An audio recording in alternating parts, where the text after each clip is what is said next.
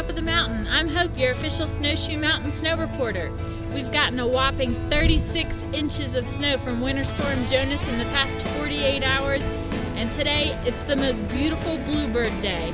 There are feet worth of powder out here. You need to get out here. We've been able to open up 215 acres of skiable terrain, 47 trails. We've got all the glades open, 3 terrain parks, and there is no reason why you shouldn't be up here enjoying the powder. Look at them.